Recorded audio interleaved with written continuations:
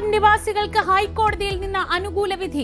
ഭൂനികുതി വാങ്ങാൻ സർക്കാരിന് അനുവാദം. കേസിൽ അന്തിമ വിധി വരും വരെ കരം സ്വീകരിക്കാൻ നിർദ്ദേശം. ആശ്വാസമെന്ന് സമരസമിതി. വിലപ്പെട്ട ഒരു വിധിയാണ് ഞങ്ങൾക്ക് കിട്ടിയത്. ഞങ്ങൾ ഇത് ചോദിച്ചു വാങ്ങിയ വിധിയാണ്. പുതിയൊരു നിയമം വന്നതിന്റെ ഒരൊറ്റ പിൻബലത്തിലാണ് ഇങ്ങനത്തെ ഒരു വിധി ഉണ്ടാക്കാനായിട്ട് ഇന്ന് സാധിച്ചിരിക്കുന്നത്.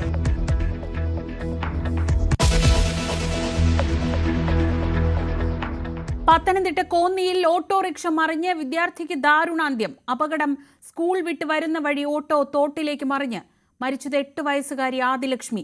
4 കുട്ടികൾക്കും ഡ്രൈവർക്കും ഗുരുതര പരിക്ക്.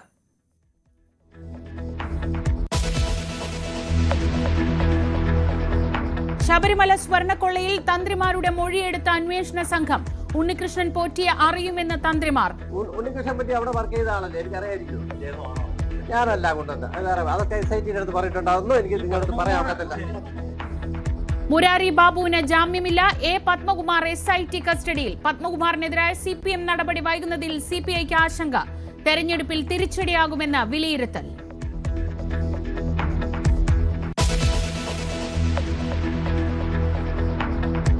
കോഴിക്കോട് SDPIയുടെ പിന്തുണ ഇടതുമുന്നണിക്ക്. തിരുവനന്തപുരം നഗരസഭയിൽ 7 റിബൽ സ്ഥാനാർത്ഥികളെ പുറത്താക്കി കോൺഗ്രസ്. R ശ്രീലേഖയുടെ പ്രചാരണ ബോർഡുകളിൽ നിന്ന് IPS നീക്കാൻ തെരഞ്ഞെടുപ്പ് കമ്മീഷൻ ഉത്തരവ്. വിവാദങ്ങൾക്കിടയിലും രാഹുൽ മാങ്കൂട്ടത്തിലിനെ കൈവിടാതെ കോൺഗ്രസ് നേതാക്കൾ.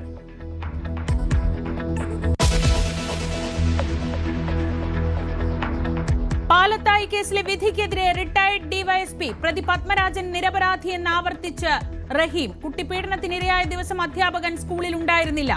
ഇരയുടെ മൊഴികൾ പലതും ഭാവനയെന്നും ഫേസ്ബുക്ക് പോസ്റ്റ്.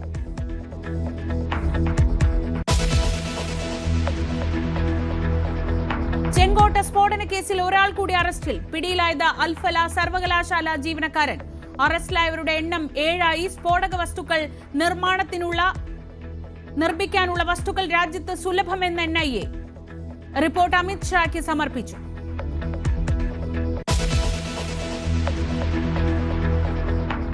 ഗുവാഹത്തിയിൽ തലകുനിച്ച ഇന്ത്യൻ ടെസ്റ്റ് ടീം. ദക്ഷിണാഫ്രിക്കയിൽ നിന്ന് ഏറ്റുവാങ്ങിയത് ചരിത്രത്തിലെ ഏറ്റവും വലിയ തോൽവി. സന്ദർശകരുടെ ജയം 480 റൺസിന്. തന്റെ ഭാവി BCCI തീരുമാനിക്കട്ടെ എന്ന് ഗൗതം ഗംഭീർ. സെയ്ദ് മുഷ്താഖ് അലി ട്രോഫിയിൽ കേരളത്തിന് മിന്നും ജയം.